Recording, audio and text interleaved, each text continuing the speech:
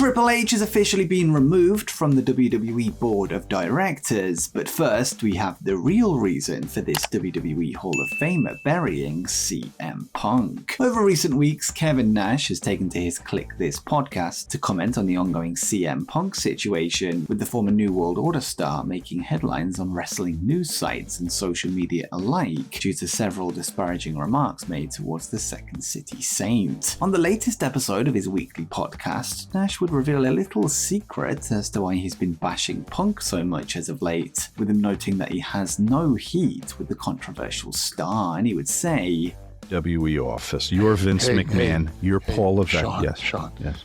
Yeah, I got no heat with this guy. I'm just fucking man. After last week, the fucking those fucking ratings were amazing. Okay, right? Just milk this motherfucker as long as we can. Like all we need now is we gave Steve enough right now to fucking. We got a 75,000 hits just on that one right there. Okay, go ahead. You don't have to do that. I can work in the ring with you here too. Yeah. No, but see, that alone will be a separate little fucking pickup. Of course. The comments appear to prove that harsh criticism of particular subjects or people leads to more hits for podcasters, YouTube channels, and social media accounts alike, as we now await for Eric Bischoff to admit using the same tactic on 83 Weeks. Next up, we have the real reason for this former champion being absent from Monday Night Raw. This past weekend, WWE superstar Matt Riddle would take to social media to claim that he was the victim of an inappropriate incident at the hands of a police officer at the JFK airport in New York, with him vowing never to return to the building again. This would then be followed by a report from TMZ, who released the Port Authority's side of the story, with them noting that they were called to deal with a disorderly person who was deplaning, who turned out to be Riddle, and on top of this, they were said to have been shocked by the claim, as from their view, nothing went down to warrant such an accusation. This would then lead into speculation prior to last night's episode of Raw, when a report was released by PW Insider that noted Matt was not in attendance at last night's taping of the Red Brand, with many wondering if he'd been pulled from the show due to the recent airport incident. Well, according to Dave Meltzer, Riddle was in fact missing due to illness, with him taking to Wrestling Observer Radio to note. He was not on the show this week, but that's because he had a double ear infection and bronchitis. It was not punishment as far as I know. He may have been punished also, but as far as I know, it's an illness. And next, a former WWE superstar looks set to return to the ring. Mandy Rose has yet to step back inside a squared circle ever since her WWE release back in December 2022, where she was let go due to the nature of content being released on her Fantime page. Since then, her agent has revealed that she's become a millionaire thanks to the attention the release brought to her side project, leaving doubt as to if a return to wrestling would be worth the time. Mandy would take part in a Q&A on her Instagram page last night, where she answered questions from her fans, with one asking if she will ever wrestle again. In her response, Rose would tease that something could be in the works, and she would write, "Funny you asked, your girl may or may not be a free agent soon." It remains to be seen if Mandy would return to WWE, something that would likely require her to close down her Fantime page, or if she would go to a different promotion where rules may be a little more lax.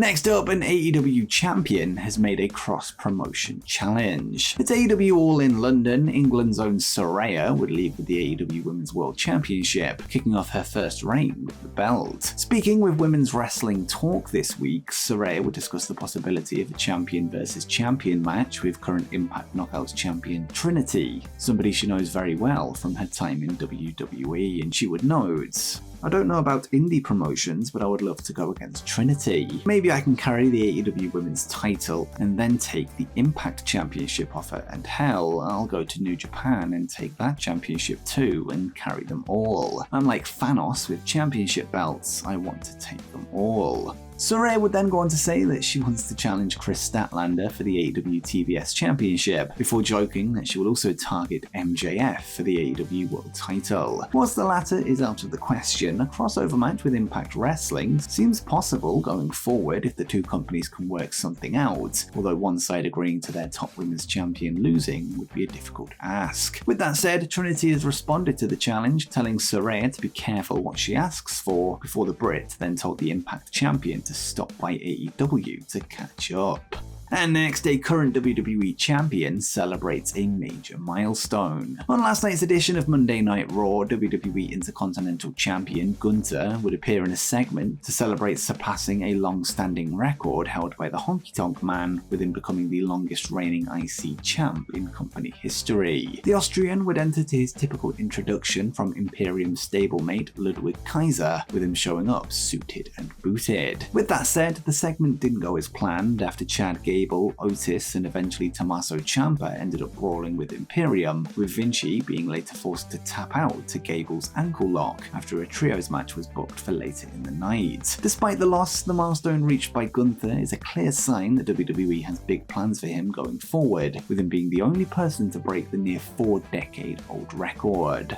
Next up, a former WWE champion has returned to the company. Elsewhere on Raw, WWE Women's World Champion Rhea Ripley would successfully defend her title against Raquel Rodriguez, this being a rematch from WWE Payback, with Dominic Mysterio banned from ringside this time around. The hard-hitting match would then see the return of fellow powerhouse Nia Jax, who assisted Ripley to victory, this before taking out the champion in the post-match. Jax has been a free agent ever since her WWE release back in November 2021, before making a one-off appearance in this year's Women's Royal Rumble match. It seems that this time, she is once again under a full-time deal with the company, with her being the first main roster signing since Vince McMahon's return to power earlier this year. Fightful Select have since reported that Jax has been under contract with WWE for over a month, and they would write, Nia Jax made a return to WWE on Monday Night Raw, attacking Raquel Rodriguez and Rhea Ripley. Fightful Select had noted on recent shows that we'd heard she was heading back to the company, and we're told she's been signed over a month, and that the hiring freeze effectively was ended this summer.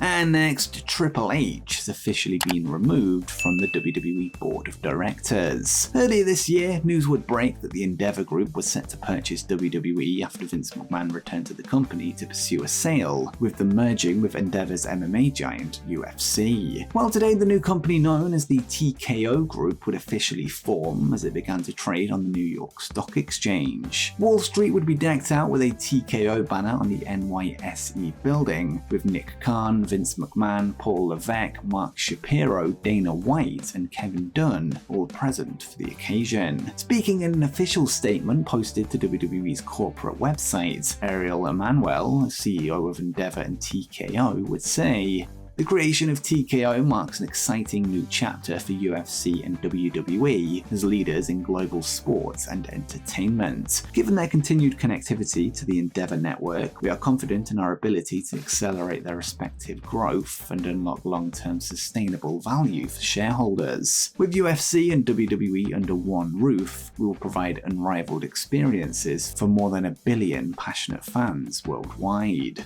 TKO Executive Chairman Vince McMahon would then comment on the merger, noting that it would allow WWE to grow even larger, and he would say, "This is the culmination of a decades-long partnership between Endeavor and WWE across strategic innovatives, including talent representation and media rights. Given our collaborative, trusted relationship and Endeavor's incredible track record of success growing UFC, we believe WWE is optimally positioned for future growth and success as part of TKO. Our focus remains on delivering for our fans across the globe as we take the business to the next level alongside UFC and Endeavor."